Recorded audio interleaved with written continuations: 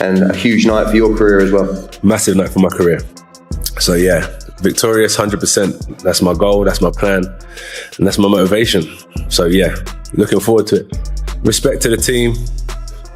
May the best man win. Well, my thoughts on it is that Jake Paul's had a lot of accusations over the years for a guy who's had no amateur fights. What's he had, about 10 or 12 fights, yeah. Fights, I'm not sure what he's had. And, you know, you look at the opposition he's had and people saying, when's he going to fight somebody? He stepped up. He's stepping up to a two-time world champion, a genuine heavyweight, a proper heavyweight champion, and an active fighter. And this is a big moment for him. See some blood. I want to see somebody's teeth falling out. So I told Anthony, I already messaged Anthony as I listen. It is 10-ounce gloves. It is a boxing match. It's not an exhibition. This isn't a 58-year-old Mike Tyson. This is one of the most dangerous finishers in the world, who is probably 5 levels above Jake Paul. Netflix is about to shake the combat sports world on December 19th, broadcasting a matchup that feels almost unreal.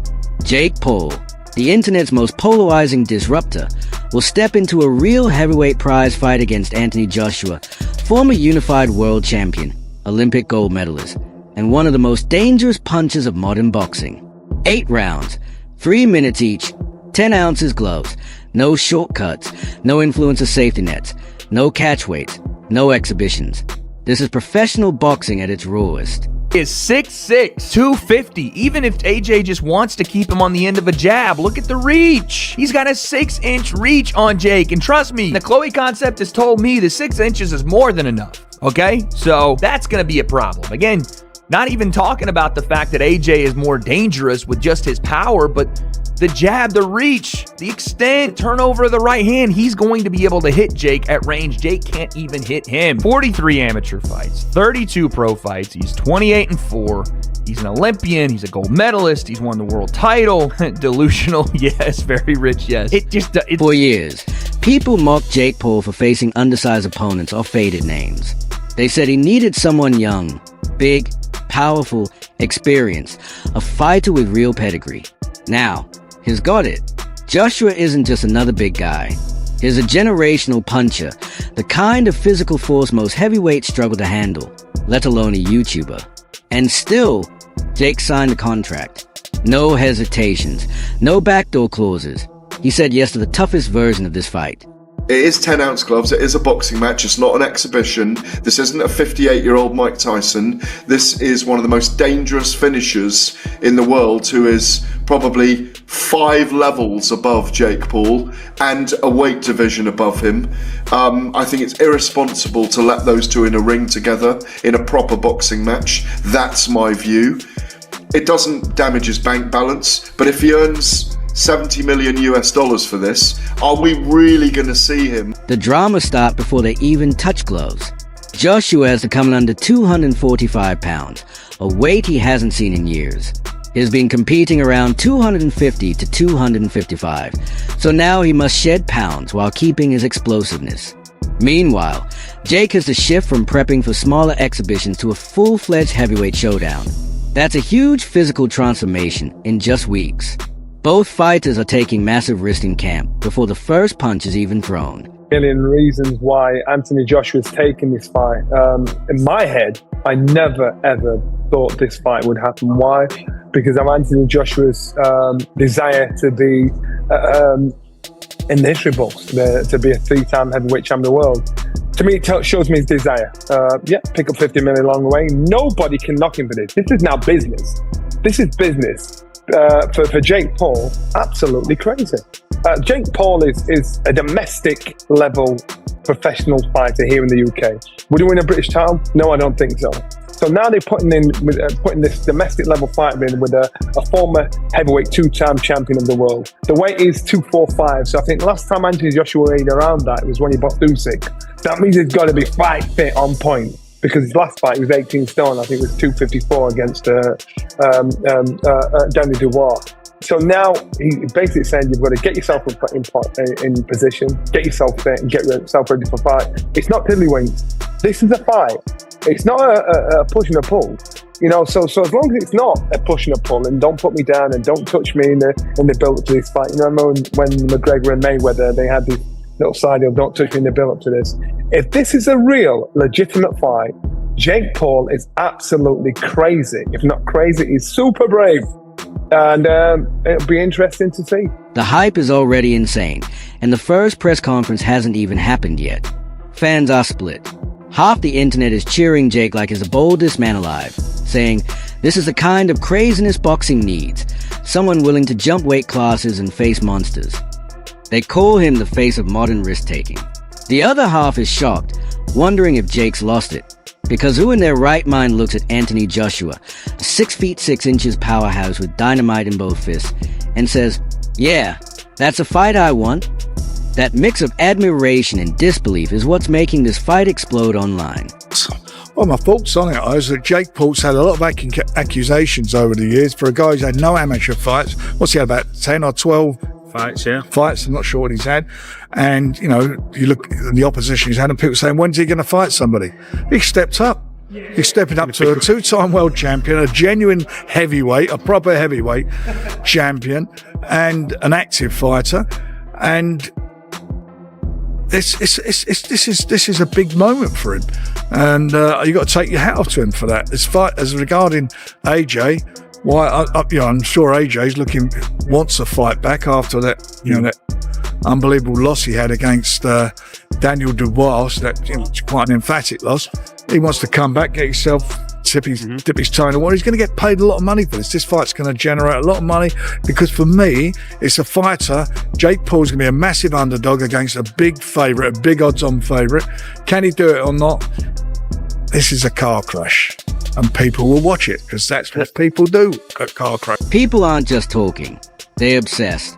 Every gym, every podcast, every timeline, every barbershop, it's all anyone can debate. It's like a movie plot somehow spilled into real life. If Anthony Joshua wants to turn up and just make it look like an exhibition, I don't know what that helps Anthony Joshua do besides get a big paycheck. If that's all he needs and that's all he wants, given the fact that he's been demolished by Daniel Dubois in his most recent fight, I thought Anthony was built of sterner stuff than that. But many people just want to see Joshua back in a ring, Simon. But they want to see him fight again. Well, they want to. No, they don't. They want to see him fight a legitimate fighter. They want to see if Anthony Joshua is now done. They want to see if Anthony Joshua being destroyed by Daniel Dubois is the end of the golden boy journey that apparently rebooted British boxing.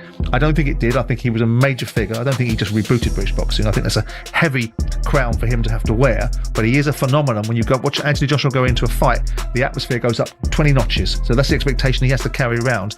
Going against Jake Paul, the only expectation he has is I can't embarrass myself. And I think he's got to be potentially, strapped to a chair with one arm behind his back. Then comes David Haye, former heavyweight champ, analyst, and one of boxing's most blunt voices. His reaction went viral instantly. He looked like someone told him Jake had challenged a moving freight train. Haye didn't hold back. Joshua's on another level, physically, mentally, and technically, and Jake's hardest punch might not even make AJ flinch. And when Joshua fires back, Haye joked that Jake might be Googling medical centers before he even finds his mouthpiece. I believe Derek said yesterday that he could see Jake leaving in an ambulance. Do you think it's that dangerous of a fight for Jake? I think this fight, if you get knocked out, there's one thing, Ngannou getting knocked out with one shot, he's a big man. What is he? I don't know, 20 stone. He's an absolute monster.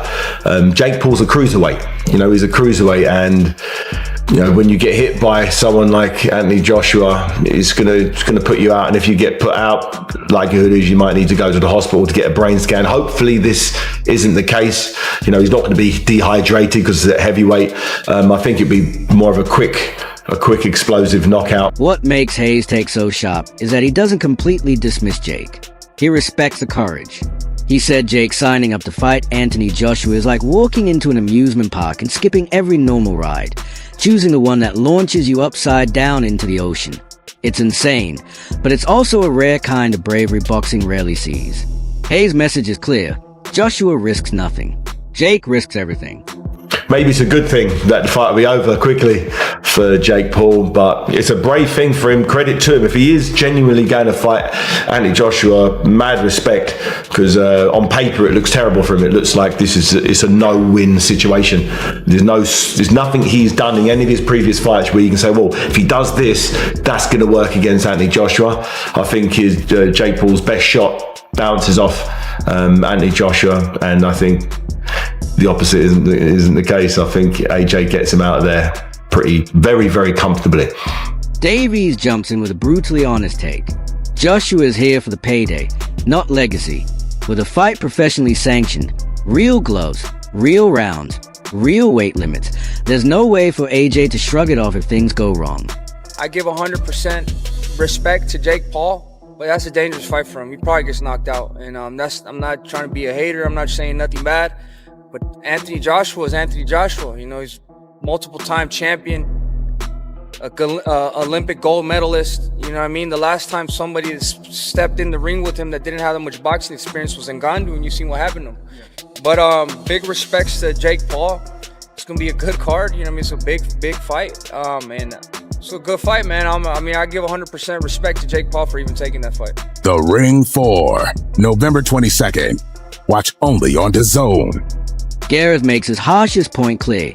If Joshua doesn't dominate quickly, ideally within the first 2 rounds, the backlash will be brutal. Not just from fans, but from the sport itself. Imagine the headlines if Jake Paul survives even half the fight or goes a distance. Joshua's reputation would take a serious hit. On the other hand, if AJ does what most expect and stops Jake early, he gets paid millions and connects with a whole new American audience on the world's biggest streaming platform. The stakes are oddly high and low at the same time, a rare situation in boxing. Jake could get knocked down the first round and get up.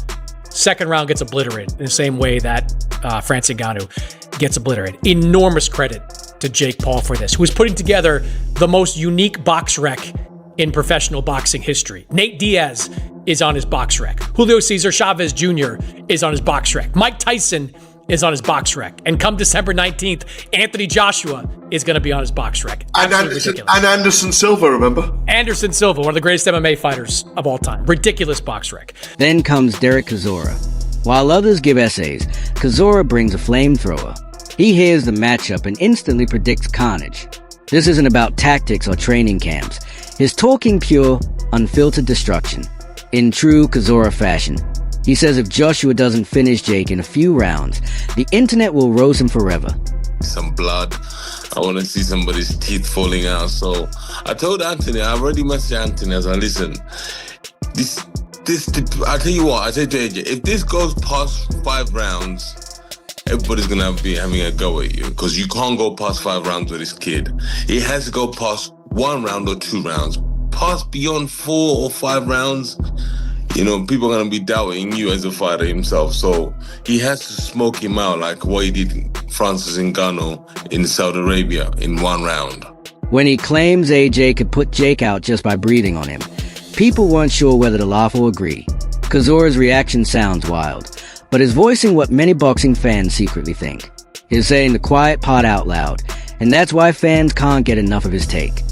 Yeah, and I think you're dead right. Is he worried about that? Is he worried about what happens, you know, if he doesn't see him off in the first round or the second round? No, he's not worried about it. He's going to smoke this guy out. I'm not worried about that. We're going to smoke this guy out properly. I'll be there. He's going to smoke him. I can't wait. Theoretically, if he comes out swinging, right, AJ should be able to get it done in are we talking 30 seconds? If AJ is giving it everything he's got. Listen, if AJ comes in there and just blows on this kid, he's going to just drop him to the floor. So I don't really I'm just wasting money going to Miami because I know it's going to be finished in 1 round. So Are you going to go? Oh, yeah, I'm going to definitely be going to go.